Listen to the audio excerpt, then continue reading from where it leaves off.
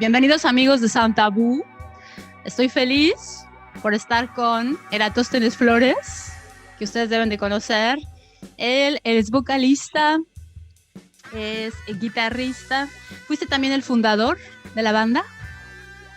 Así es. Sí, y es también profesor de matemáticas, ¿no? ¿Eres matemático? Y estás acá con nosotros para platicar. Gracias por haber aceptado la invitación.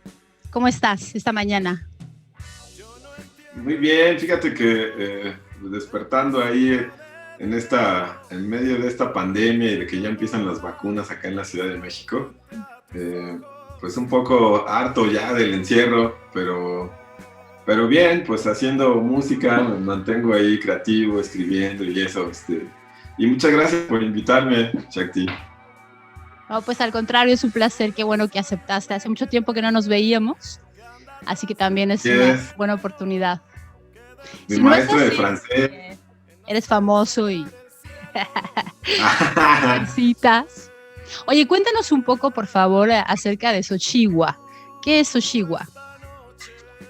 Pues mira, Xochigua es un colectivo de música independiente que comenzó hace 10 años, el 24 de diciembre de 2010, en la playa de La Bermejita, en Oaxaca. Empezamos siendo un power trio. Mi hermano Juan, mi primo Carlos y yo emprendimos este proyecto de rock. A mí me interesaba hacer música y me interesaba la relación de la música con la verdad.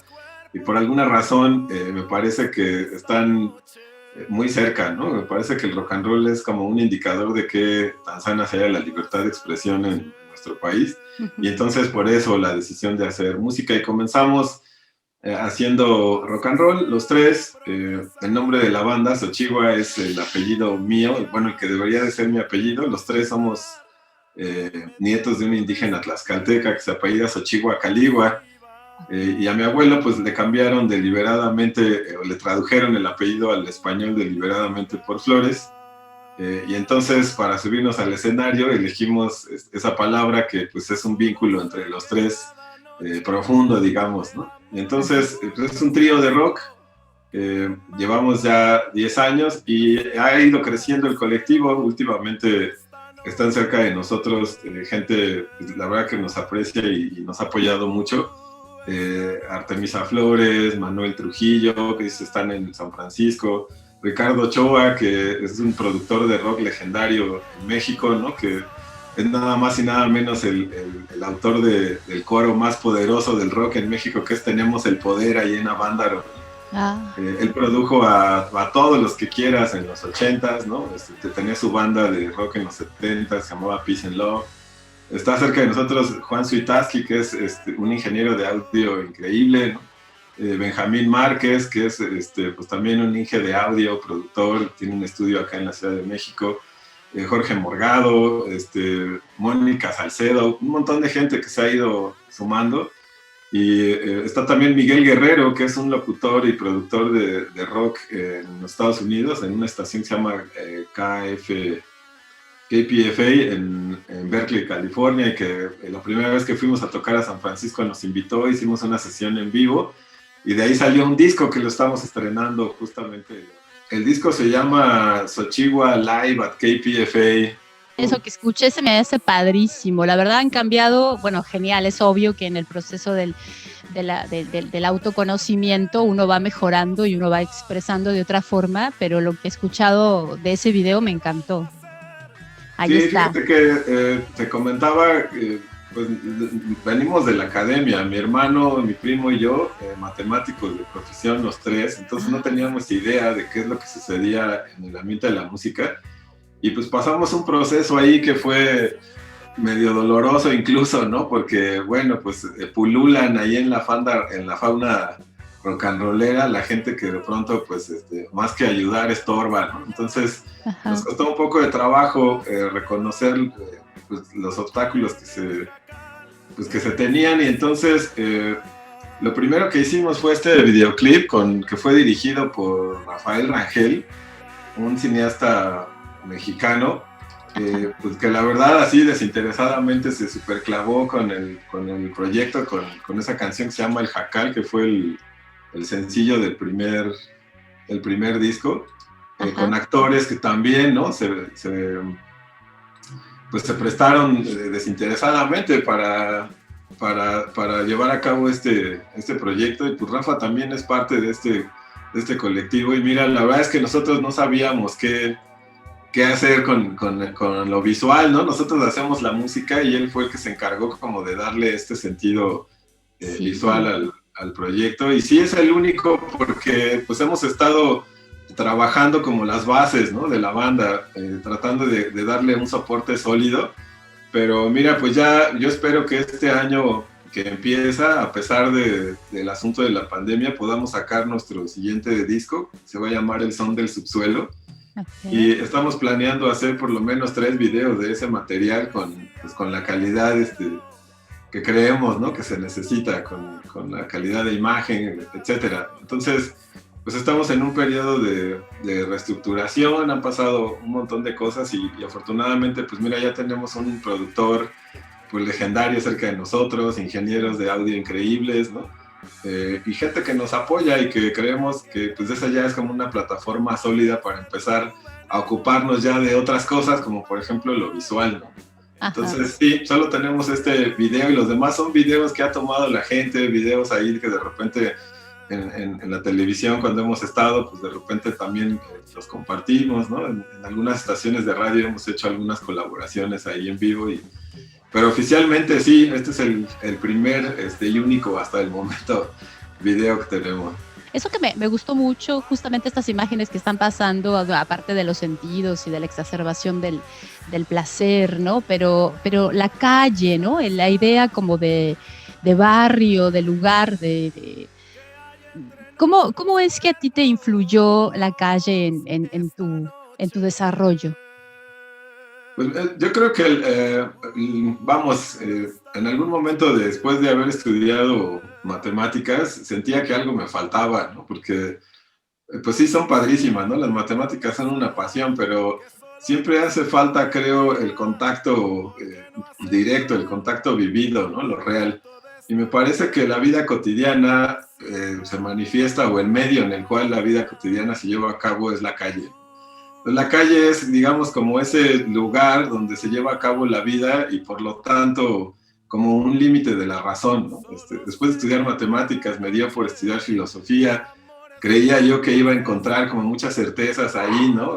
Todo lo que hacía falta dentro de las matemáticas lo iba yo a hallar ahí en el campo de la filosofía y la verdad es que pues terminé creo que un poco más extraviado de lo que estaba, pero sí pude reconocer varios elementos, entre ellos esto, ¿no? Que la vida cotidiana, el lugar, creo yo, por excelencia de la sociabilidad, ¿no? De donde suceden las cosas es la calle, y en ese sentido me parece que la, esta, esta video, ¿no? Que les presentamos, pues recoge muy bien eso, ¿no? Un lugar en el que fíjate qué curioso, ¿no? La calle se suele asociar como con la multitud, ¿no? Con la fiesta, con la celebración, ¿no? Con Ujú. la sociabilidad.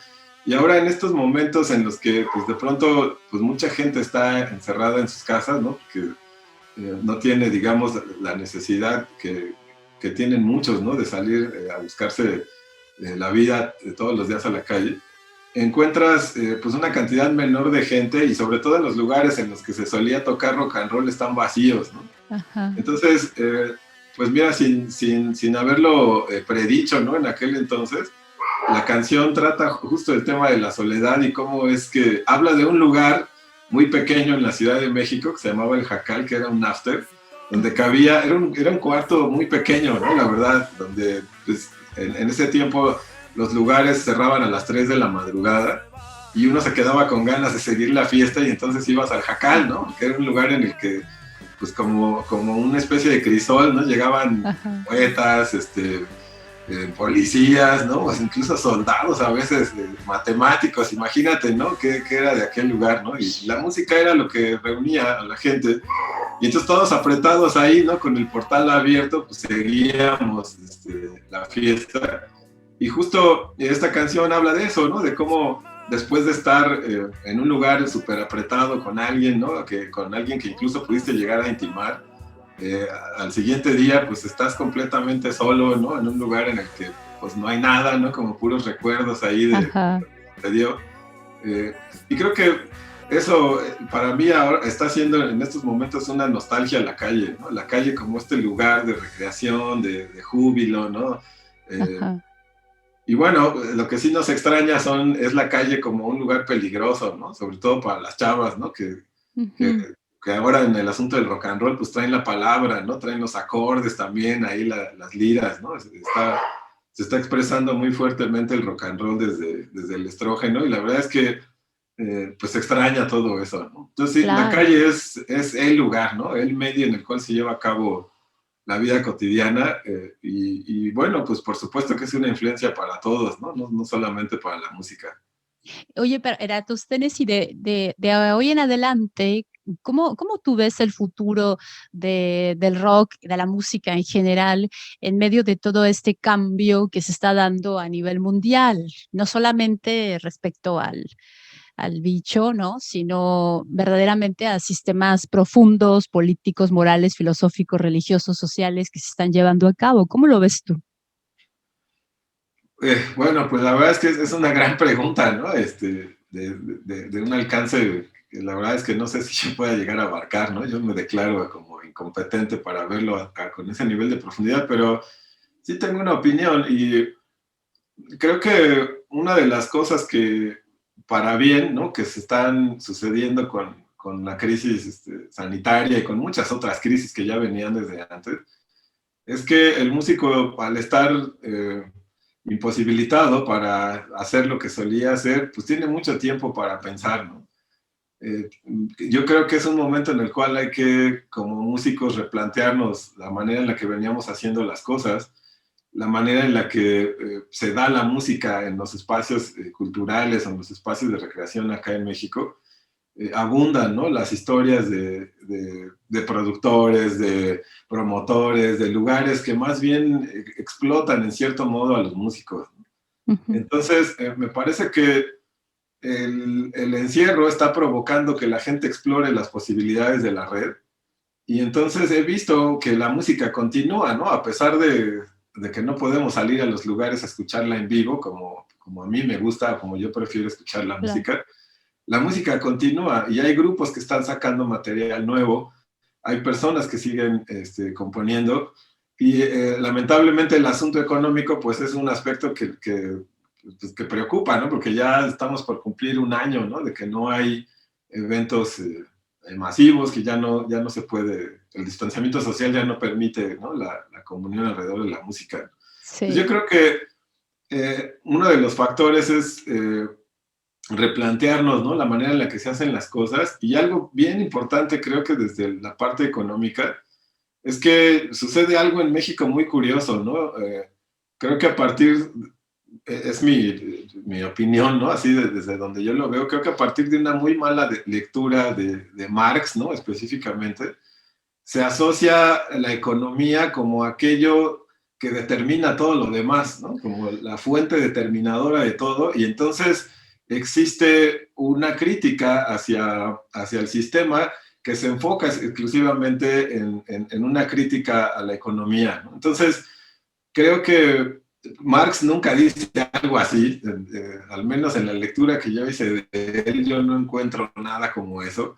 Y creo que más bien lo que él expresa tiene mucho más que ver con lo que en algún momento Engels, ¿no? En el origen de la familia comentaba, y es que justamente como que esa instancia de determinación de todas las demás instancias de determinación es la vida cotidiana. Ujú. Entonces, no solo la economía es capaz de determinar muchos aspectos de la vida cotidiana, sino que también la ciencia, ¿no? Es capaz de determinar todos esos aspectos que la economía de alguna manera determina. Y entonces, todos esos campos de determinación como que se determinan mutuamente. Y él lo dice, ¿no? O sea, lo expresa mucho mejor de lo que yo lo estoy comentando ahora. Entonces, me parece que en México se da una muy mala lectura de que la economía es el enemigo a vencer porque es lo que está de alguna manera determinando todas las relaciones Ah, políticas, ¿no? Y entonces parecería como que la única manera de ser digno en el rock and roll es ser pobre, ¿no? Porque en el momento que tú desarrollas un nivel de economía que pueda sustentar tu proyecto, entonces eres un vendido, ¿no? Entonces eres un engranaje más del sistema, entonces, vamos, ¿no? Como que parecería que en el momento en el que los músicos o los proyectos logran consolidar la sustentabilidad económica, en ese momento es cuando son mal vistos por una crítica, yo creo, superficial, ¿no? Que Sí. leyó muy por la epidermis este asunto de la economía en Marx, ¿no? Sí, fíjate que es muy, perdón que te interrumpa, pero es interesantísimo lo que dices, porque México, no sé, tiene tanta riqueza y cuando uno lo ve, sobre todo de afuera, cuando uno lo ve, es que acá yo estoy en un país llamado de primermundista, pero no se compara ni a la calidad de educación, ni a la calidad de cultura que yo podía encontrar allá. Y no se valora suficientemente lo que es el arte, lo que es la cultura, lo que es la ciencia estando en un país como México, que es riquísimo en todo, esta idea de jodidez, ¿no? De que hay que estar jodidos para que sea real, este odio hacia la burguesía o al que puede salir un poco más adelante, es muy interesante lo que dices y es una pena que siga siendo así. Sí, sin duda. Yo creo que hay varias partes de esa crítica que tienen su razón de ser, ¿no? Que es la verdad legítima, pero creo que, y además, cuando se piensa la economía como una y única, ¿no? Y como exactamente aquella que está echando a perder el mundo, creo que es una visión sesgada, porque hay un montón de economías, ¿no? O sea, hay distintas maneras de economizar, ¿no? Y a mí me parece que justamente en este momento de encierro, una de las cosas que deberíamos de estar pensando es cómo lograr eso. A mí me llama mucho la atención precisamente esto que dices, específicamente en el asunto de la música, es que muchos músicos y muchas agrupaciones independientes se contentan en la actualidad con subir su música a la red.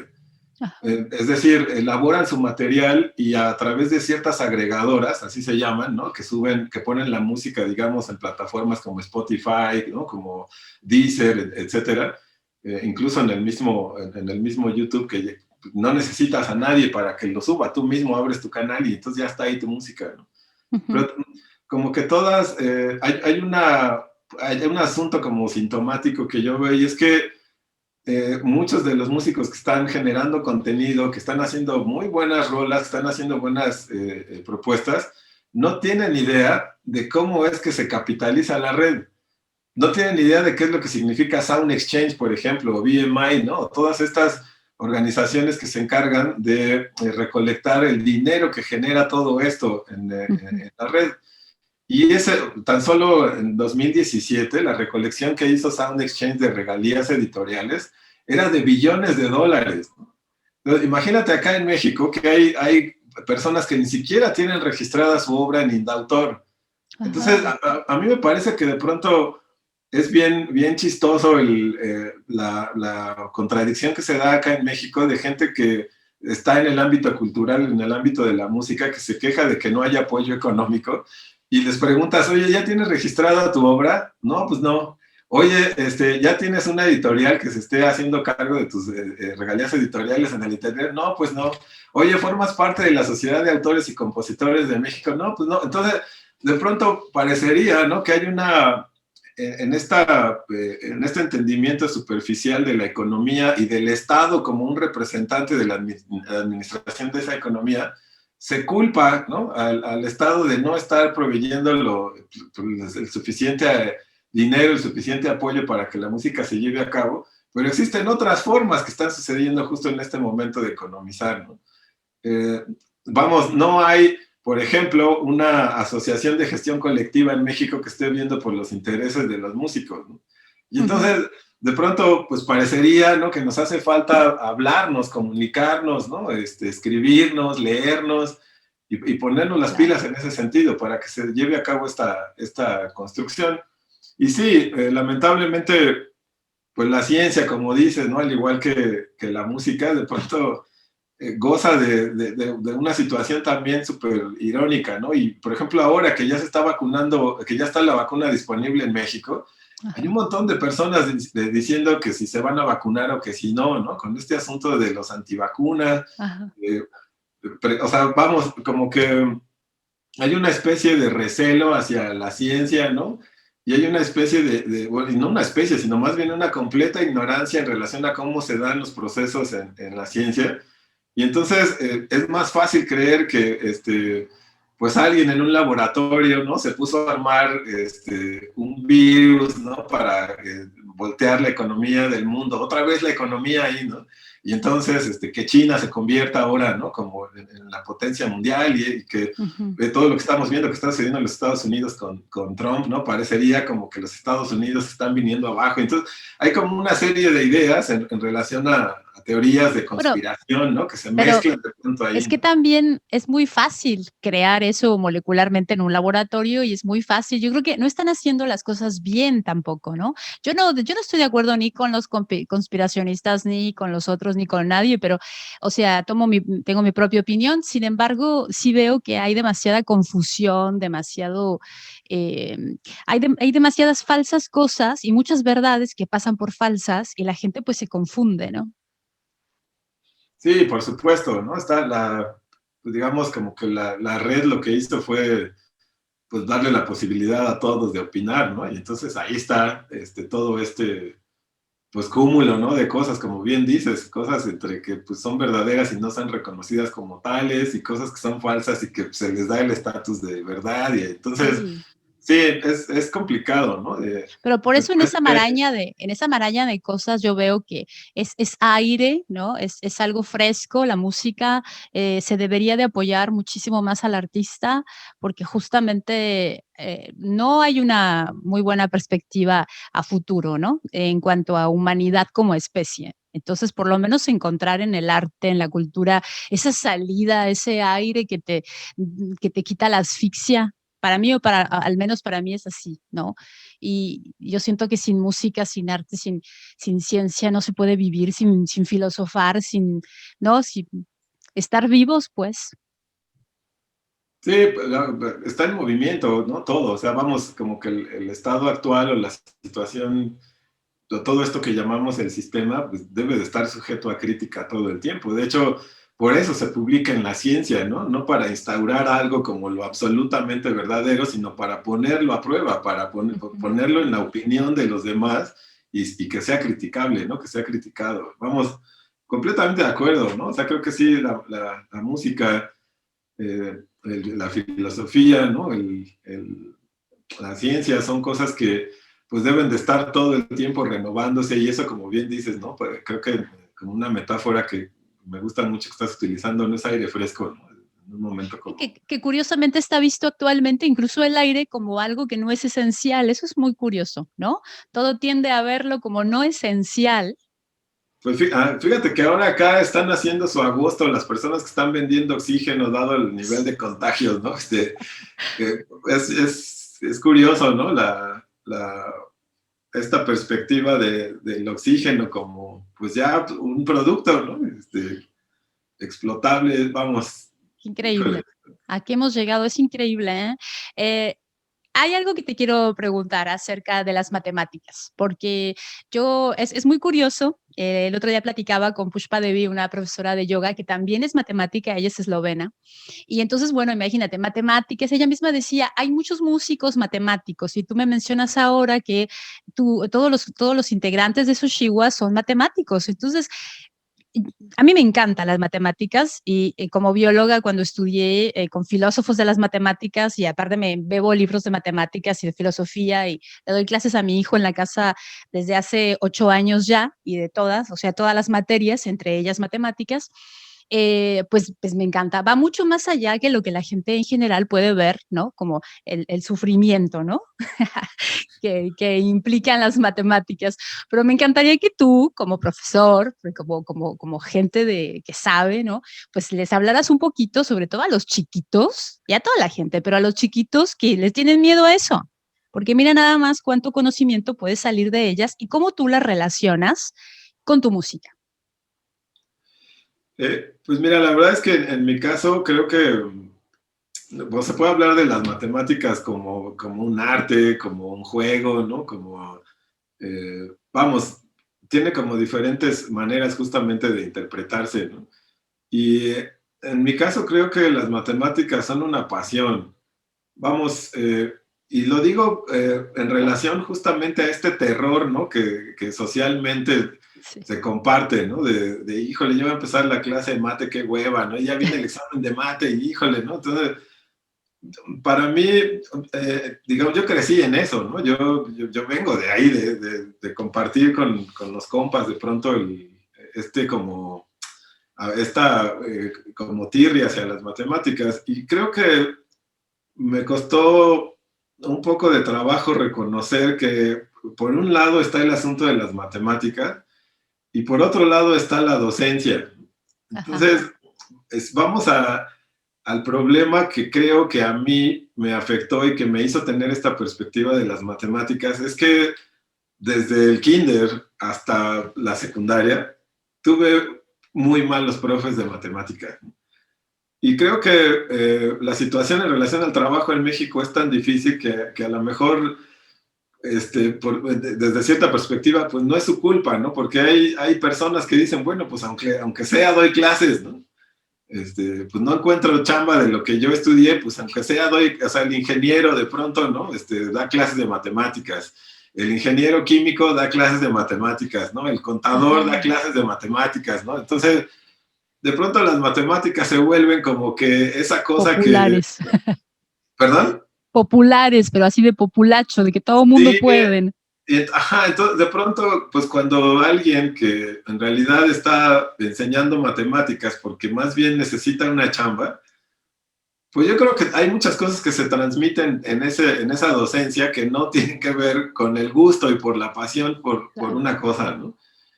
Y en ese sentido, mi experiencia en la educación fue del kinder a la universidad, ¿no? O sea, secundaria, primaria, preparatoria, para mí es como la edad media en mi vida, ¿no? O sea, hay un oscurantismo ahí en relación a las matemáticas que pues yo la verdad así no entendía muy bien de qué iban, y la verdad yo prefería así como que de lejos.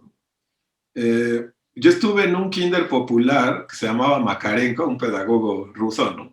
Y que se daba en él mucho este asunto de la colectividad. Todos los días había payasos, todos los días había guiñol, todos los días había algún músico, ¿no? Llegamos a escuchar a Eugenia León ahí estoy hablando de los, ¿qué será? 78, ¿no? De repente llegamos a escuchar a Eugenia León, a la Tribu de la Paz, al grupo Zumbón, que era un colectivo de teatro popular increíble, ¿no?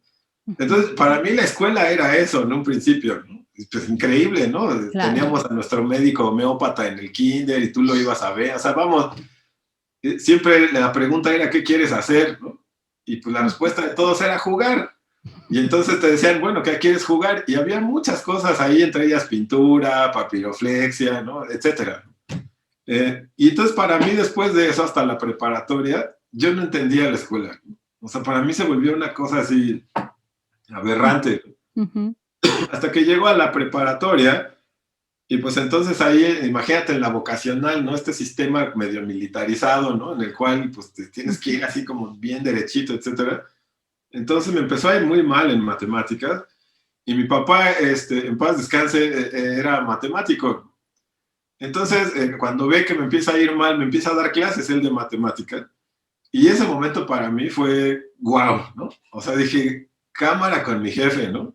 O sea, de pronto de verlo como mi papá, como, pues, vamos, se volvió, ¿no? Dios. Sí, de pronto dije, sopas, ¿no? ¿Qué onda con mi jefe? Con esta manera de pensar, ¿no? Y de abordar los problemas. Y poco a poco, ¿no? Empecé a mejorar, pero no llegué a ese grado, digamos, de que dijera yo, bueno, ya, entonces voy a estudiar matemáticas, sino, ok, ¿no? Me ayudó a resolver ese problema en su momento y bueno, ya, además una historia ahí súper traumática porque la gente que calificaba los exámenes ni los revisaba, entonces en un examen que yo saqué 10 me pusieron que no acreditaba, fue un lío, ¿no? Yo terminé siendo expulsado del sistema educativo y terminé haciendo la prepa abierta. Ajá. Y terminé haciendo la prepa abierta ya estudié, volviéndome un poco más autodidacta, ¿no? Hasta que llego a la universidad y entonces yo me decido estudiar biología. Y entonces estuve un año en biología, pero la verdad es que no, Me gustaban mucho las biólogas y la facultad de ciencias, pero la biología ya y los profes y eso no me gustó tanto. Y entonces buscando qué hacer, empecé a entrar a las otras carreras y a la última que entré, por cierto, fue a matemáticas. Y cuando tomé la primera clase de mate en la facultad de ciencias dije, wow, ¿no? Este es el asunto. Y más por reconozco que tiene que ver con lo que había en el profesor. Ajá. O sea, el profesor fue el que de alguna manera me transmitió este gusto y esta pasión, ¿no? Esta seducción, así que yo dije, no, eso es lo que yo quiero hacer. Y me cambié a mate, ¿no?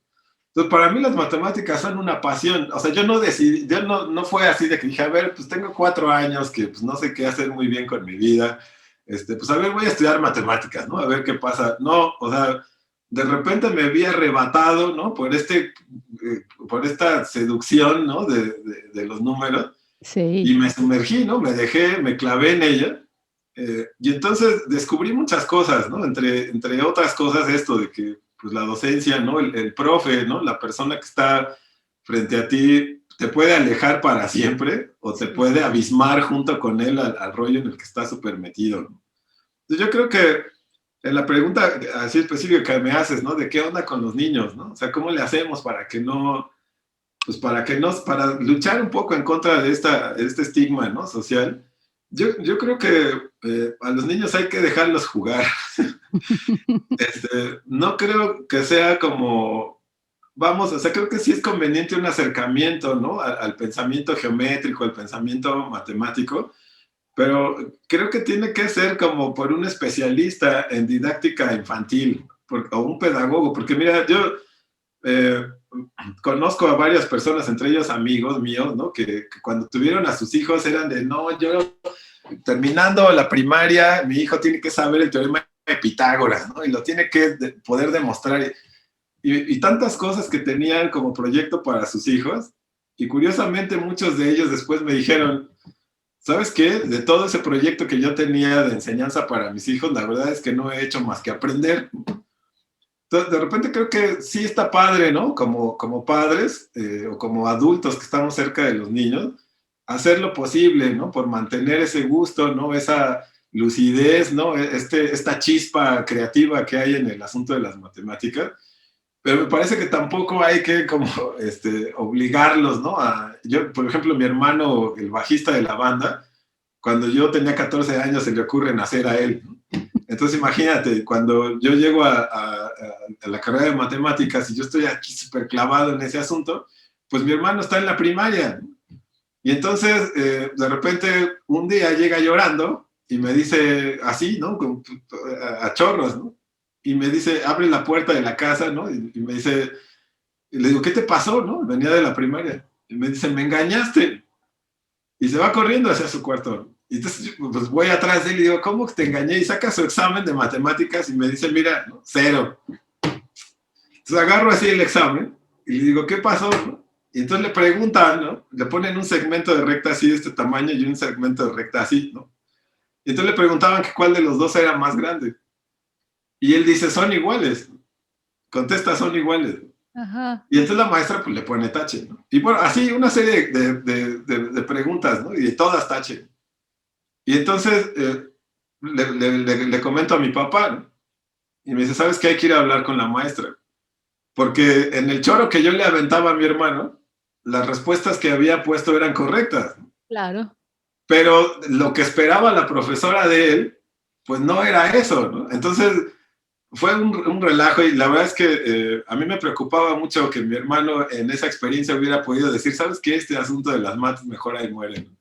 Pero Ajá. bueno, algo pasó en su vida que también terminó estudiando matemáticas, ¿no? Qué En increíble. fin, entonces, yo creo que es algo bien valioso. La verdad es que a mí me parecen apasionantes. Ujú. Yo hago matemáticas porque no puedo dejar de hacerlo, ¿no? Es una cosa que me jala todo el tiempo hacia allá, ¿no? Como de repente la guitarra, ¿no? Que son Eso, lugares como gravitatorios que vuelves a caer en ellos. eso, ese umbral en el que pasas de la matemática pura a tu instrumento.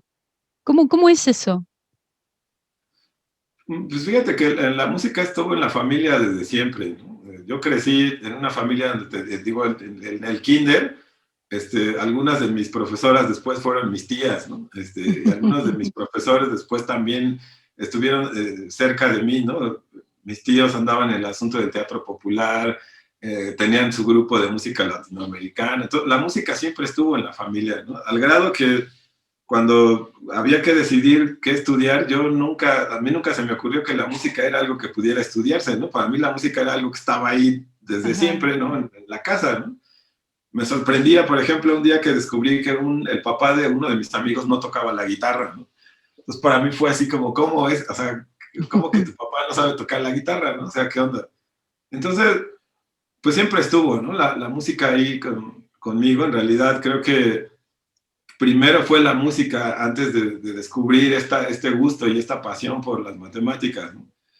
Y es curioso, pero a pesar de que sí hice algunas cosas en relación a la matemática y la música, de hecho hicimos un proyecto ahí con unos compañeros de trabajo, donde con el genoma humano y los genomas de algunos bichos, sacamos música de ahí, ¿no? Y entonces íbamos leyendo el código genético de ciertas especies, asignamos ahí con un algoritmo algunos sonidos, y entonces pues, se producía ahí música. Está bien interesante eso, ojalá algún día podamos platicar más a fondo de eso, pero bueno, sí hicimos cosas así, ¿no? O sea, sí hice cosas en las que la matemática formaba parte, ¿no? De este algoritmo para producir o extraer de algún modo música de los genomas, ¿no? De los bichos. Pero específicamente con la banda, yo venía más bien de este proceso en el que llegué a un momento en las matemáticas en el que me puso la misma carrera frente a la libertad, ¿no? Y entonces me hice algunas preguntas que la matemática, por lo menos en la academia, como yo las estaba estudiando, no me alcanzaba para contestarlas.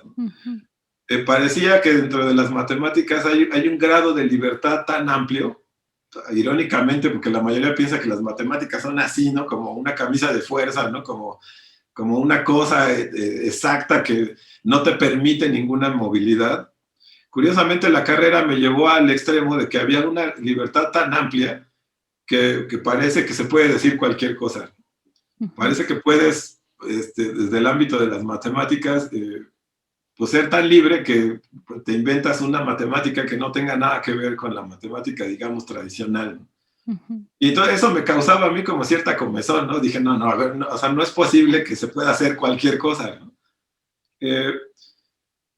Algunas otras cuestiones, pero sobre todo esa, ¿no? Me hicieron empezar a pensar que tal vez pues el asunto de las matemáticas le hacía falta, ¿no? A ese lenguaje algo, ¿no? Para poder decir la verdad, ¿no? En mí siempre fue, este asunto de la verdad siempre estuvo ahí presente y me parecía que la verdad no podía ser cualquier cosa, ¿no? Que existía algo, como un núcleo, algo en el fondo, ¿no? Del mundo que era lo verdadero y lo demás era apariencia.